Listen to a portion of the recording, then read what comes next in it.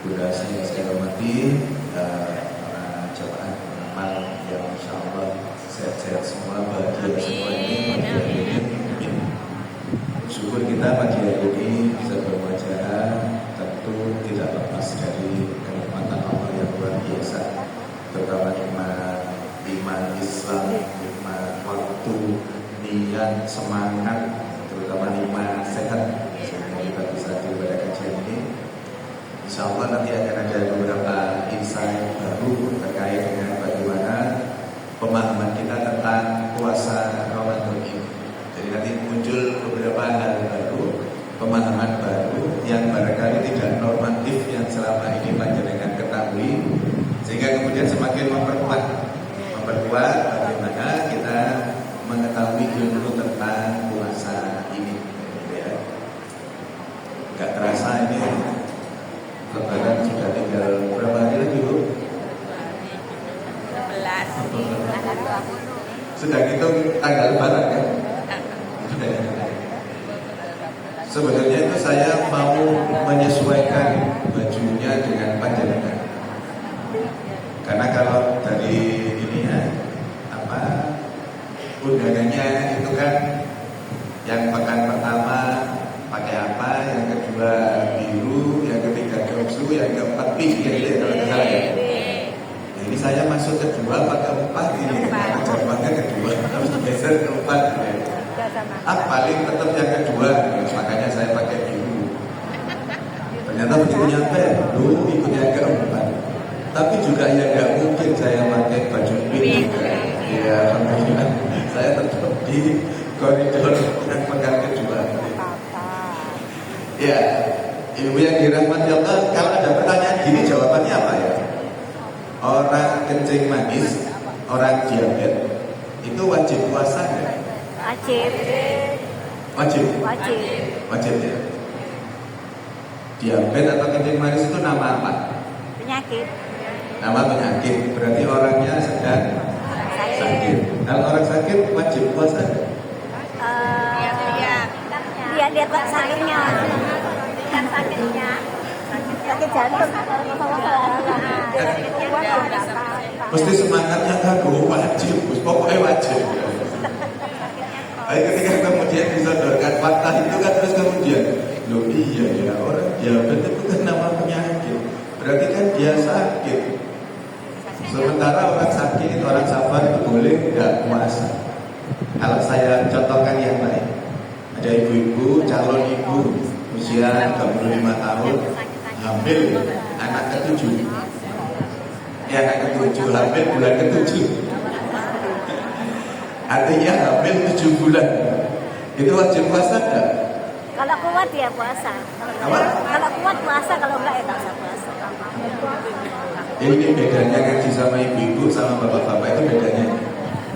Kalau sama bapak-bapak ditanya aja tadi 35 tahun hamil 7 bulan wajib puasa enggak? Harus gitu jawabannya. Kalau ibu-ibu enggak, wajib puasa enggak? Loh ya lihat dulu ibunya nanti wajib. Kalau bapak langsung tek gitu. Poinnya. Nah, kalau yang kemudian ada beranggapan bahwa loh ya enggak wajib puasa mau hamil gitu ya. Padahal hamil itu penyakit atau bukan? Bukan. Kok malah enggak puasa? Nah, disinilah kita butuh pemahaman tentang puasa Ramadan itu. Bagi siapapun yang dengan kondisi apapun yang ada pada diri panjenengan, kemudian hari ini tidak puasa, misalkan, secara fikih diizinkan tidak puasa. Bahwa memang orang safar, orang sakit itu memang diizinkan tidak berpuasa. Tapi ending dari ayat itu, wa antasumu khairul lakum in kuntum ta'lamun. Orang safar, orang sakit itu boleh tidak puasa, tapi lebih baik dia berpuasa kalau tahu ilmunya tentang puasa. Nah, barangkali ada atau siapapun yang di sekitar panjenengan yang tidak puasa gara-gara diabetes misalkan, atau gara-gara usianya sudah 70 tahun. Sama, orang 70 tahun wajib puasa enggak? Wajib. Kalau sehat. Dan tadi kalau diabetes.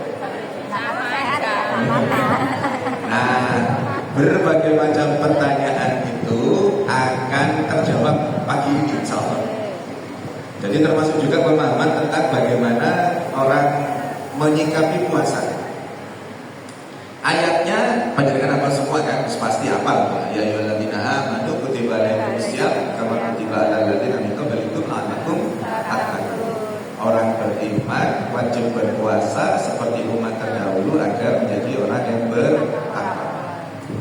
Saya tanya lagi ke panjenengan, kalau sesuatu itu diwajibkan, kewajiban kan itu tadi? Sesuatu itu diwajibkan, ada terpaksanya enggak? Enggak. Sesuatu yang diwajibkan itu ada terpaksanya enggak? Ada. Gak usah soal ini. Ada. Soal enggak terpaksa saya. Ada. Apapun itu yang diwajibkan pasti ada terpaksanya. Berapapun besarannya pasti ada terpaksanya. Maka ketika ada rasa terpaksanya itu, nanti ketika puasa mengalami sesuatu itu nelongso nanti. Misalkan jam sekian, ada yang jam sekian sudah mulai lapar atau mulai haus, ada nggak?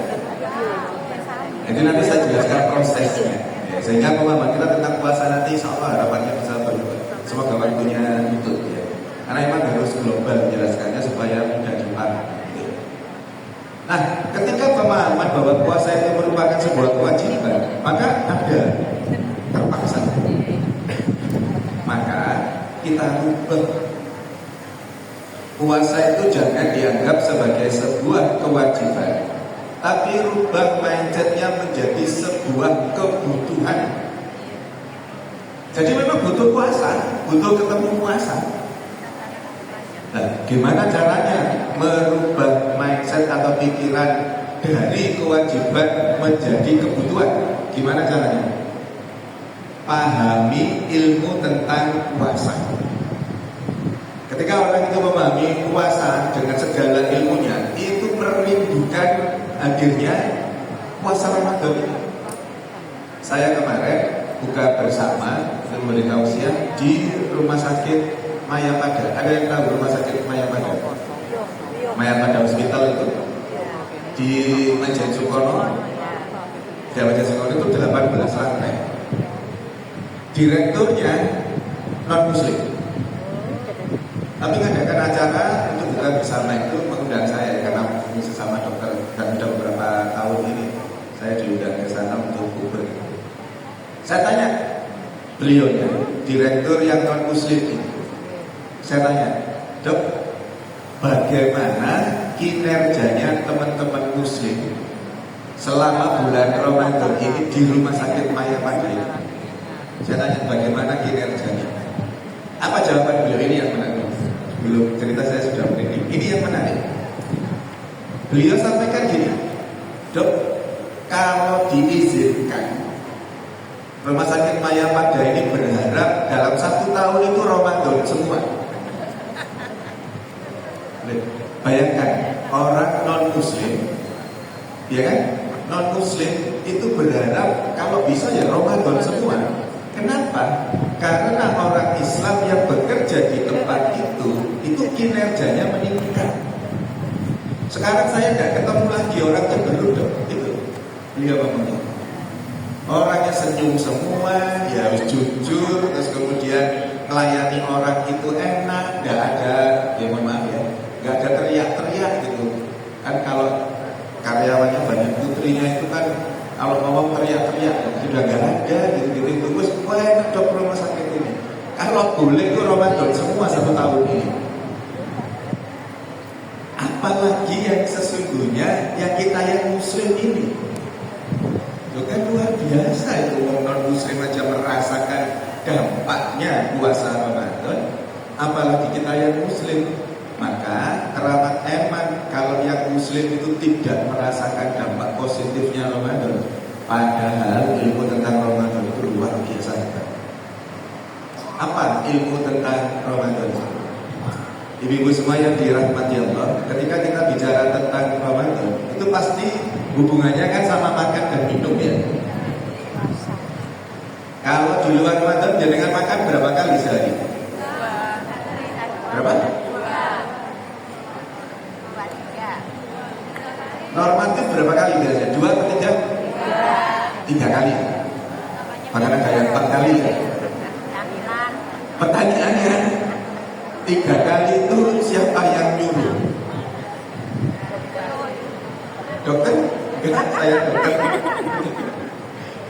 3 kali itu gak ada yang nyuruh. Karena rutin makan 3 kali, pagi, siang, sore atau malam. Kemudian setengah 10 kalau masih belum tidur ya tontek lewat ya dicegat ya. Mie duduk lewat ya dicegat ya. Kemudian Ramadan menjadi 2 kali makannya. Kemudian jaraknya jauh. Jam 4 sahur, jam 6 baru makan. Padahal biasanya jam 6 makan, jam 12, jam 1 makan, jam 6 atau jam 7 makan, setengah 10 kadang-kadang ngemil. Kemudian menjadi 2 kali. Wah, itu yang kemudian menjadikan seolah-olah puasa Ramadan itu jadi berat. Dan dalam kalangan kami di dunia kedokteran Islam itu yang memang menjadikan mindset bahwa berat puasa ini. Ya, terus itu tadi, apalagi diabetes, apalagi udah sepuh, apalagi hipertensi, ya itu. Karena mindset tentang makan kita yang salah. Padahal keilmuan terbaru ada cara makan atau pola makan yang namanya homeostatic eating. Homeostatik itu keseimbangan. Jadi makan yang kondisi tubuhnya seimbang. Apa itu? Kalau panjenengan nanti browsing penjelasannya, homeostatic eating itu orang yang makan ketika merasa lapar dan berhenti makan sebelum kenyang. Itu namanya homeostatic eating. Kira-kira 2 dekade, 20 tahunan inilah itu baru ditemukan.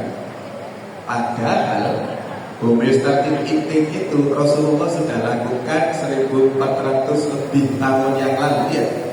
Rasulullah itu kan kalau makannya seperti itu. Kalau merasa lapar baru makan, berhenti makan sebelum kenyang.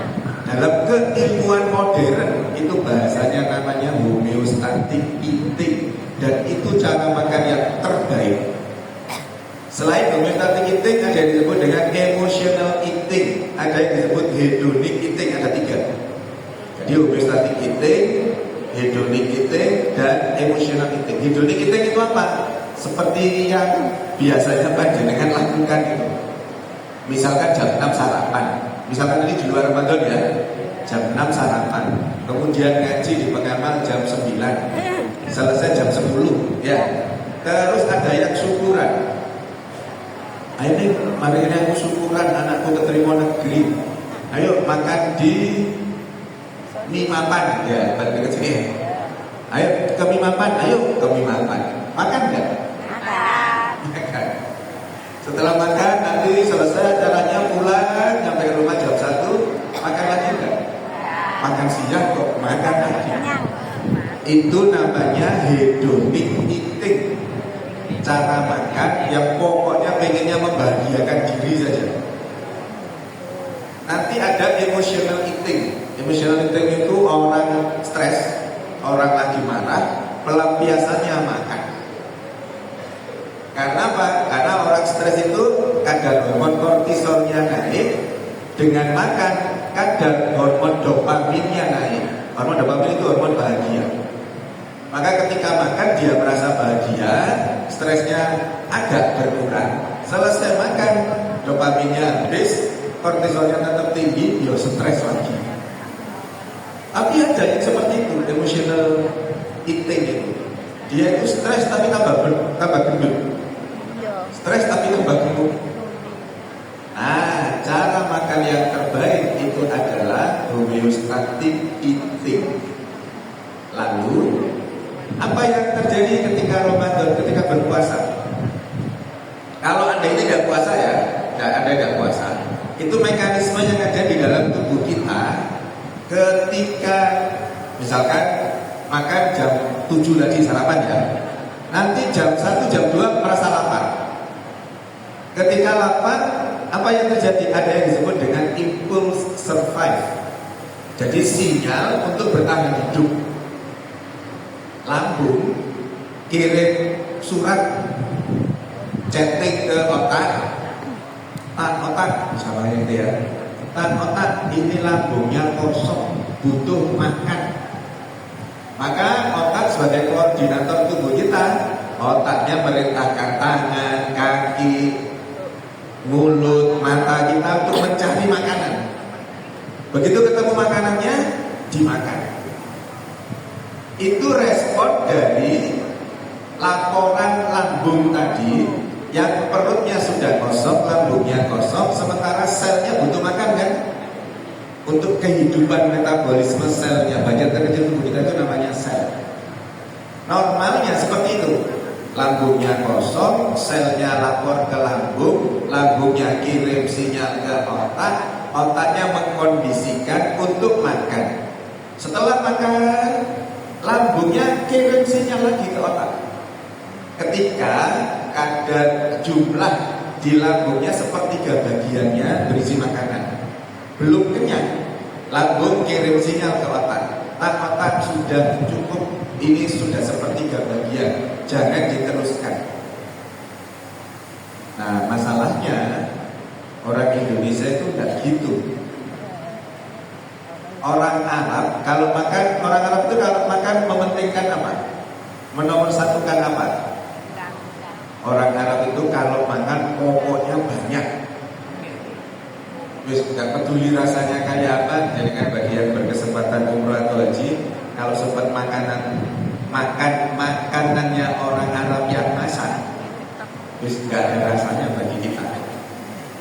Tapi orang Arab itu pokoknya banyak. Jadi kalau orang Arab, orang dua saja makan satu tampah itu habis. Orang Arab Timur Tengah itu lebih ke jumlah. Orang Eropa lebih ke arah apa kalau orang Eropa?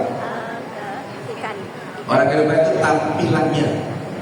Jadi pokoknya bentuknya bagus, rasanya kayak apa aja, pokoknya bagus, dibeli dimakan. Dan mahal harganya. Makanya orang Eropa itu kalau jenengan ajak makan rawon enggak mau gitu. Ini makanan apa, ini mengeleng, ini apa, ini enggak mau. Apalagi diajak makan kupang, terus apa, gitu. Karena dasarnya orang Eropa itu memang tampilannya. Nah, orang Indonesia apa? Mementingkan rasa. Orang Indonesia itu mementingkan rasa. Jadi ketika proses tadi terjadi, otak sudah ngomong stop makan, lidahnya protes. Enggak, ini enak loh, ini masih ada. Apalagi terus masih ada. Loh kok mubadir nanti mubadir dan seterusnya, sehingga kemudian terus makan. Ketika makan terus, lambungnya nanti melebihi ambang batas untuk makanan lebih dari sepertiga, itu yang berbagai macam penyakitnya timbul. Maka di dunia kedokteran dikenal istilah memanjakan 12 cm, merusak 12 meter. Tahu maksudnya? Memanjakan lidah 12 cm, tapi merusak saluran pencernaan 12 meter. Kenapa? Karena tidak mampu menahan diri, mementingkan lidahnya itu tadi. Maka penyakit-penyakit yang urusannya dengan saluran pencernaan yang berimbas kemana-mana itu banyak kejadiannya di Indonesia,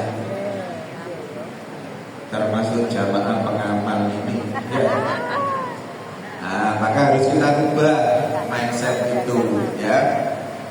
Itu normalnya seperti itu, ibu-ibu.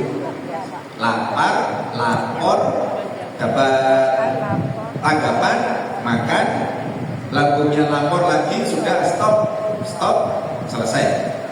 Itu di luar Ramadan. Kalau di bulan Ramadan gimana? Lambungnya jam 11-an gitu ya kira-kira, 11 jam 12, lambungnya kosong, lambungnya lapar, lambungnya lapor ke otak. Dilaporkan ke otak. Otak kosong, butuh diisi makanan. Apa jawabannya otak? Kosong. Jawabannya otak sepurane. Mohon maaf, saya tidak bisa memenuhi kebutuhan fisiologismu itu. Kenapa? Karena kita lagi puasa. Yang mengontrol itu, yang mengontrol puasa itu, yang menyampaikan ke lambung, mohon maaf, tidak saya penuhi karena kita lagi puasa, itu bagian otak yang namanya prefrontal cortex. Gak usah jadikan hafalkan ujian dan keluar. Pokoknya ada satu bagian di otak namanya prefrontal cortex, itu ngurusi masalah kontrol diri.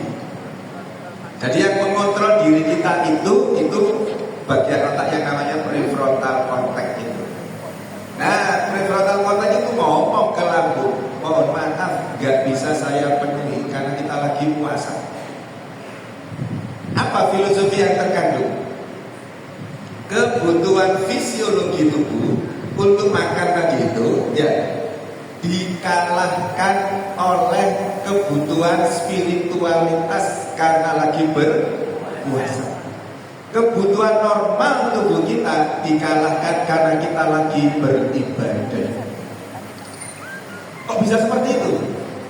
Padahal kalau toh panjenengan saat itu kemudian makan, lapar kan, gak ada orang tahu kan, nyelentut ke belakang, kalau oma sepi, tangga-tangga ada yang ngelihat, buka kulkas sambil duduk minum, makan di situ, gak ada yang tahu kan. Kenapa kok tidak dilakukan? Karena kontrol dirinya bagus. Karena ada yang disebut dengan ISS, ngaji kita kan banyak bahasa Inggrisnya.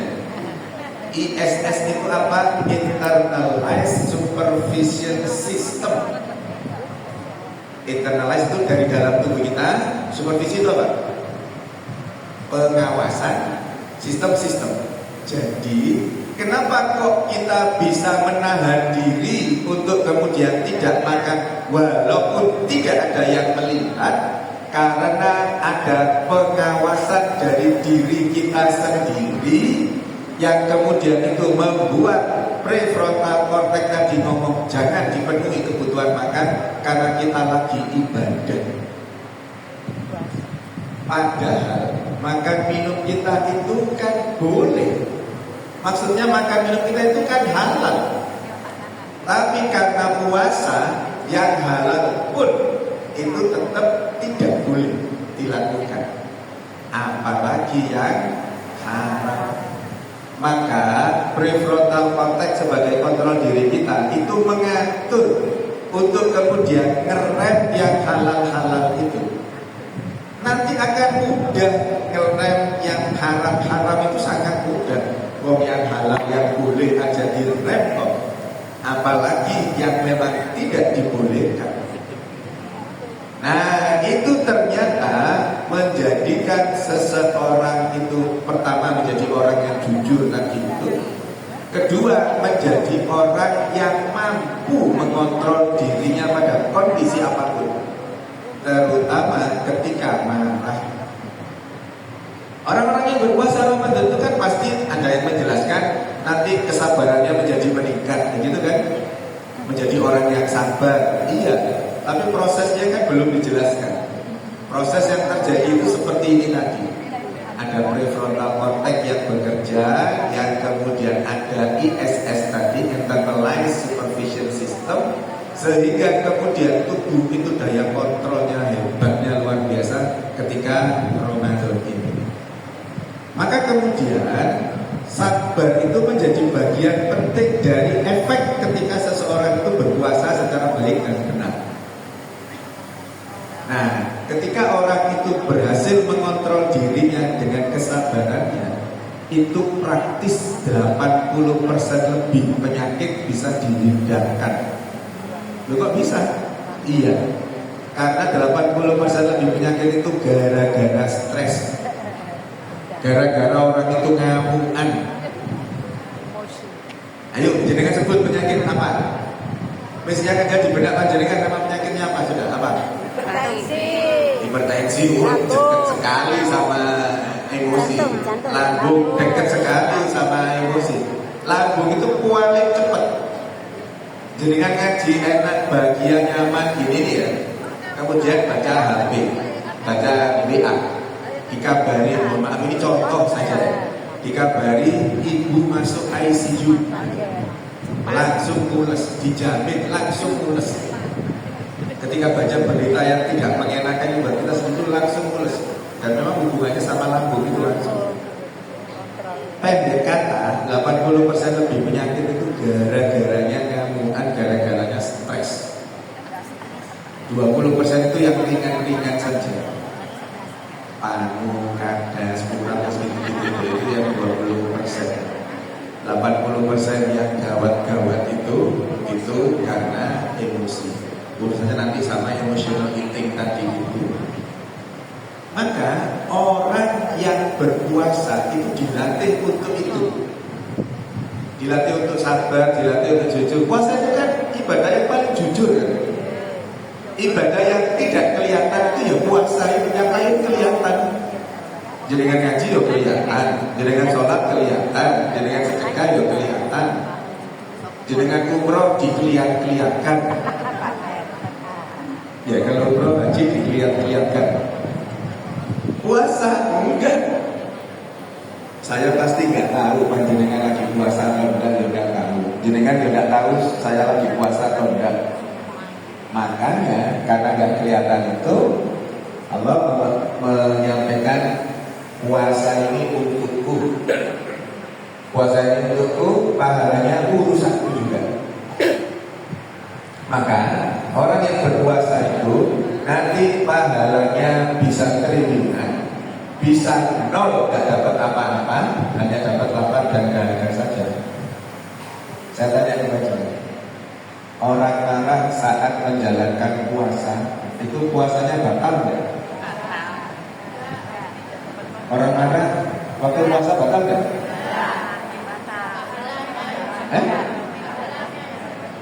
Enggak batal?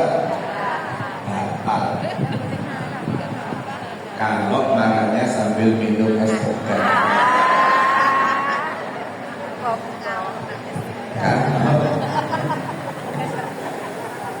Kalau marah saja itu tadi pahala puasanya hancur lebur. Kalau riba, orang rasa-rasa itu puasanya batal enggak? Ya batal kalau rasa-rasanya sambil minum ikan. Jadi itu tadi pahalanya nol sangat berlipat-lipat triliunan, itu Allah yang tentukan dan kita tidak tahu dengan itu. Tapi ada indikator yang walaupun ini belum ada bukti empirisnya. Indikator ketika puasa kita itu berhasil. Berhasil itu artinya enggak nol. Bukan hanya lapar dahaga saja, enggak. Itu adalah ketika berbuka. Ini belum ada bukti empiris, maksudnya bukan penelitian itu enggak. Tapi sebagian besar orang merasakan itu. Pokoknya kalau ketika buka itu leganya luar biasa, gitu ya. Jadi buka air putih aja, tapi terus kemudian, wah, rasanya wego gitu itu. Ya, itu insya Allah indikator keberhasilan puasa. Tapi kalau puasa terus kemudian minum buka itu dispon buahai gitu ya, ya harus sekedar minum. Ya itu bisa jadi tanda-tanda kita butuh introspeksi selama puasa hari itu apa saja yang kita perbuat, apa saja yang kita lakukan. Karena kan jelas ketika buka itu kan luar biasa nikmatnya.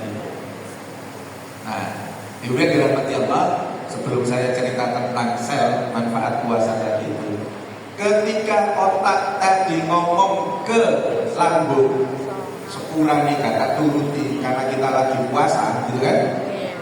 Apa yang dijanjikan oleh otak kita? Otak kita ternyata berjanji kepada lambung itu. Janjinya gini, misalkan tadi jam 11 atau 12 mintanya ya, otaknya ngomong enggak saya penuhi karena kita lagi puasa. Tapi jangan khawatir, nanti akan saya penuhi kalau sudah berbuka.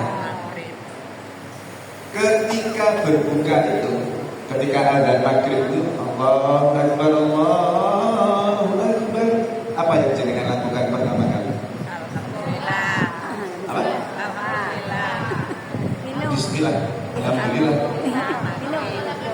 Allah berkah sungguh. Apa yang dikatakan pertama kali itu semua salah. Jadi selama ini salah berarti. Ketika dengar adzan itu Allahu Akbar, berapa yang dikatakan pertama kali? Pastikan itu adzan maghrib.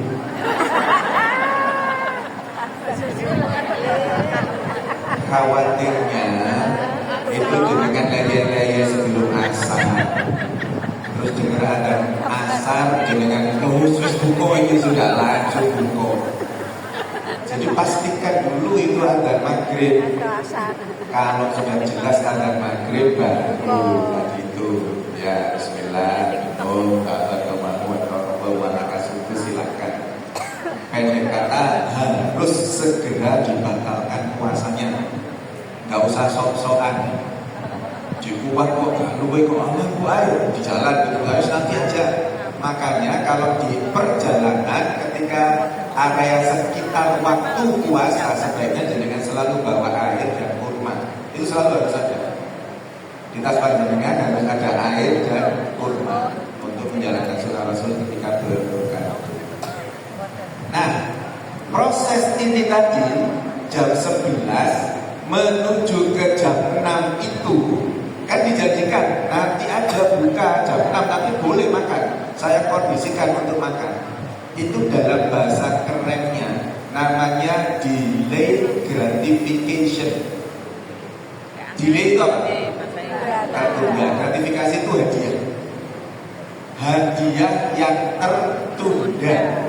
Mestinya jam 11 halal di luar Ramadan, tapi kemudian otaknya menjadikan enggak, jangan sekarang, nanti aja saya beri hadiah jam 6 ketika adzan maghrib. Proses itu namanya delay gratification. Nanti panjenengan browsing. Orang-orang yang terbiasa dengan delay gratification itu orang-orang yang sukses. Kenapa? Karena nggak gerusa-gerusu, karena sabar. Maksudnya ketika misal di sebuah institusi, di sebuah kantor, kedudukannya masih kepala bagian misalkan, untuk kemudian menjadi wakil direktur gitu misalkan, itu dia sabar, ya menunggu prosesnya, menunggu sampai jam 6 tadi itu, maka dia akan melakukan hal yang terbaik untuk supaya nyampe ke jam 6. Atau gini, jenengan punya anak atau cucu pengen minta sepeda ke jenengan. Ketika jenengan janjikan, tak tukar mau saya belikan sepeda, tapi harus hafal juz 30, misalkan gitu ya. Anak ini kira-kira bekerja keras untuk menghafalkan juz 30 enggak? Akan bekerja keras menghafalkan juz 30 itu. Untuk apa? Ya untuk targetnya tercapai berupa sepeda tadi.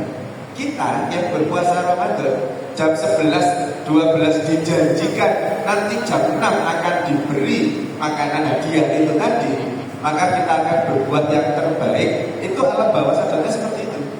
Akan berbuat yang terbaik untuk nyampe jam 6 itu nanti. Dan penelitiannya membuktikan itu bahwa orang-orang yang delay gratification itu nanti menjadi orang yang sukses karena karirnya jelas, berbuat yang terbaik untuk semua hal kaitan dengan dirinya itu. Maka apa yang kemudian terjadi?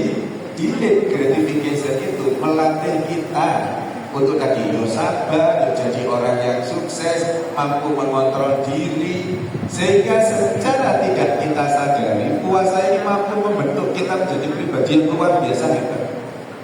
Itu dalam tataran akhlaknya seperti itu. Jadi ada sistem yang menjadi CCTV diri kita sendiri.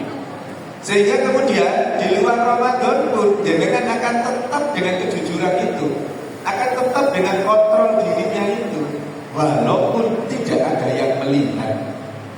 Latihan 1 bulan ini atau bagi ibu yang masih menstruasi, latihan 20 hari itu latihan yang luar biasa untuk menggembleng seseorang menjadi lebih baik itu. Makanya wajar kalau selepas Ramadan itu ada sosok baru yang luar biasa. Itu dalam tataran akhlak. Lalu dalam tataran kesehatan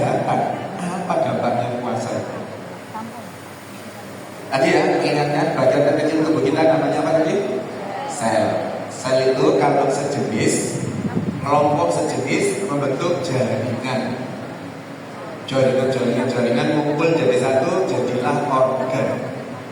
Beberapa organ jadi sistem organ. Sistem organ seluruh tubuh kita jadilah tubuh kita. Memudahkan panjenengan. Sel lambung misalkan. Sel lambung itu kalau ngumpul yang sejenis jadi apa tadi? Sel sejenis jadi apa? Jaringan. Terbentuklah jaringan otot lambung, jaringan mukosa lambung, jaringan saraf lambung, jaringan darah lambung. Jadilah organ namanya lambung. Lambung ketemu usus halus, usus besar, rektum, anus, esophagus, tenggorokan, mulut. Jadilah sistem organ pencernaan. Sistem organ pencernaan kumpul sistem organ pernafasan, perpipisan, persarafan, perdarahan. Jadilah tubuh kita. Kenapa ini harus saya sampaikan ke panjenengan? Supaya panjenengan tahu bahwa penyakit apapun yang diderita oleh seseorang itu yang sakit selnya. Bisa dipahami ya? Penyakit apapun yang terjadi pada seseorang, sesungguhnya yang menjadi penyebab itu sakit karena selnya rusak. Jadi kan sebut penyakit apa? Gagal ginjal, yang sakit sel ginjalnya. Orang diabetes, yang sakit apanya? Sel pankreasnya. Sehingga kemudian sel pankreasnya rusak, jaringannya rusak, organ pankreasnya rusak. Saya terangkan sedikit tentang diabetes. Orang normal itu kalau makan misalkan 150 glukosa, diterjemahkan gula dalam bahasa Indonesia. Tapi sesungguhnya bukan gula yang manis, itu bukan. Makanan walaupun tidak manis, kalau dimakan masuk ke tubuh kita, itu nanti pasti menjadi glukosa. Ibaratnya makanan dimasukkan 150 glukosa. Pankreas fungsinya itu memproduksi apa? Insulin. Insulin fungsinya apa? Memecah glukosa tadi menjadi tenaga, menjadi energi. Ketika yang masuk 150 glukosa, sementara insulin itu tugasnya memecah glukosa. Satu insulin ibaratnya bisa memecah 10 glukosa. Satu insulin 10 glukosa. Ketika yang masuk 150, berapa yang dibutuhkan? 15. 150 dibagi 10 ketemu 15. Orang normal pankreasnya memproduksi 15. Sehingga glukosa yang ada di dalam darah itu dipecah jadi energi, jadi tenaga, metabolisme selnya hidup. Orang diabetes gimana? Orang diabetes makanan yang masuk 150 glukosa, pankreasnya kan rusak. Dia tidak mampu memproduksi 15. Dia hanya mampu memproduksi 7 misalkan. Berarti yang dipecah berapa? 7 kali 10. Berarti yang dipecah 70. Glukosa di dalam darah dipecah 70 jadi energi. Yang 80. Tadi kan 150. Yang 80 di mana? Tetap ngendon di darah berupa glukosa, tidak dipecah jadi tenaga. Apa akibatnya? Ketika darahnya diambil, diperiksa di laboratorium, kadar gula darahnya tinggi, terjadilah diabetes itu. Jadi pankreasnya sakit, tidak bisa memproduksi insulin. Pankreas sakit kenapa? Karena sel pankreasnya sakit. Nah, ketika Ramadan, apa yang terjadi? Ini berlaku untuk semua sel. Artinya, semua penyakit itu selnya yang sakit, selnya yang rusak. Stroke yang rusak apanya? Sel saraf di otak. Asma yang rusak apa? Sel di paru-paru. Hipertensi yang rusak apanya? Sel di ginjal dan di jantungnya. maka yang rusak itu selnya. Nah, sekarang proses bagaimana menyembuhkan itu. Bapak yang dirahmati Allah, ketika normal tidak berpuasa tadi, itu kan lambung kirim sinyal ke otak, dituruti sama otak kan, makan, glukosanya masuk, makanannya masuk, selnya hidup. Karena memang selnya yang sesungguhnya selnya yang kirim sinyal ke lambung itu. Lambung ini selnya sudah habis, ini sudah makanannya habis, ini harus dikirim makanan. Nah, sel-sel berbagai macam sel kirim sinyal ke lambung, lambung kirim sinyal ke otak. Dipenuhi makan, sel-selnya tadi hidup karena dapat asupan makanan. Nah, ketika puasa, saya tadi nggak terima kan, otaknya tadi kan dapat sinyal, dapat impuls survive tadi itu, otaknya ngomong sekurangi, kata turuti. Lalu apa yang terjadi dengan selnya? Selnya tadi kan lapar, selnya kan minta diberi makanan. Ketika kemudian lambungnya tidak terisi makanan karena memang otak tidak mengizinkan karena sedang beribadah puasa, apa yang terjadi dengan selnya? Selnya itu diem, gak dapat asupan makanan kan? Penelitiannya Profesor Yoshinori terjadi yang disebut dengan autofagi atau autopagi. Auto itu otomatis, pagi itu makan. Siapa yang makan, siapa yang dimakan. Ternyata penelitiannya Profesor Yoshinori itu ketika puasa waktunya makan di delay gratification tadi, selnya butuh makan kan? Apa yang kemudian dilakukan sel karena nggak dapat asupan makanan dari luar? Apa yang terjadi? Sel yang sehat makan sel yang rusak. Sementara sel itu punya tempatnya masing-masing. Jadi ibaratnya ini kursi ya, ini sel sehat. Sebelahnya ada kursi lagi, sel sehat. Sebelahnya ada kursi lagi, sel rusak. Sebelahnya sel rusak. Sebelah sini juga sel rusak, sel sehat, sel rusak. Gak tahu berapa banyak sel yang rusaknya. Ketika puasa Ramadan karena tidak dapat asupan makan, sel yang sehat makan sel yang rusak. Ketika sel yang rusak tidak dimakan oleh sel yang sehat karena selalu terpenuhi kebutuhan makannya di luar Ramadan, kan selalu terpenuhi kebutuhan makanannya. Makanannya tadi dikirim ke sel-sel ini tadi. Sel sehat dapat jatah, sel rusak dapat jatah. Sementara yang bisa menjalankan fungsinya itu sel sehat kan tadi. Sel rusaknya berfungsi nggak? Nggak berfungsi, tapi makan. Bisa dipahami? Dapat makanan, jatahnya dia dapat, tapi dia tidak berfungsi, dia malah menyebabkan penyakit kan? Ketika puasa Ramadan, sel sehatnya makan sel yang rusak, kemudian dimakan, kursinya ada isinya enggak? Kursinya kosong. Ketika dimakan sel sehat tadi, sel rusaknya dimakan, kursinya kosong. Ketika kursinya kosong, apa yang terjadi? Terjadi regenerasi sel, tumbuh sel baru. Sel rusaknya berkurang, yang jadi penyebab penyakit tadi, tumbuh sel baru. Kira-kira nanti akan disembuhkan tidak oleh Allah? Pasti disembuhkan. Ketika sel rusak tadi lambat laun tambah habis, diganti sel-sel baru karena terjadi regenerasi sel tadi. Pada satu titik nanti wa idza baritu fahuwa yasmin. Dan jika aku sakit maka Allah yang menyembuhkan. Sel yang rusak ganti sel baru yang masih seger, masih kinis-kinis, masih muda. Sel rusak diganti terus seperti itu. Pada satu titik sel rusaknya habis. Kalau sel rusaknya habis, penyakitnya hilang nggak? Wong insulinnya bisa diproduksi lagi, yang rusaknya sudah habis.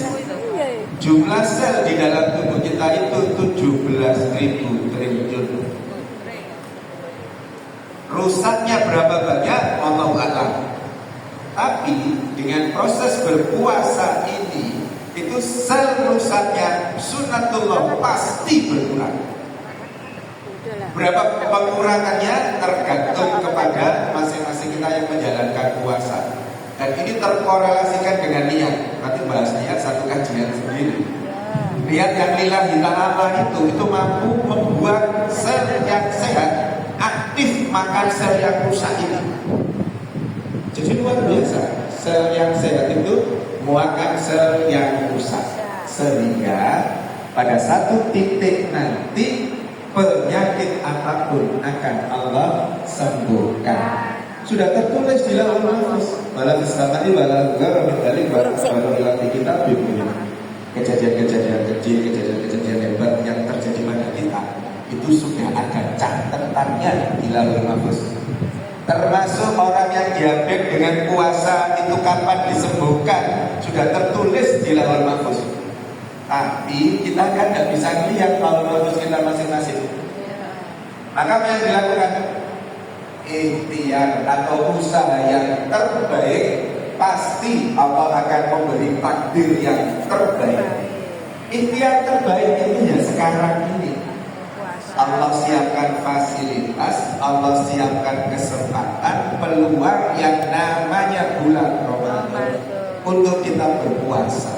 Maka saya cenderung bagi siapapun yang walaupun sakit diabetes tadi, ayo manfaatkan peluang ini.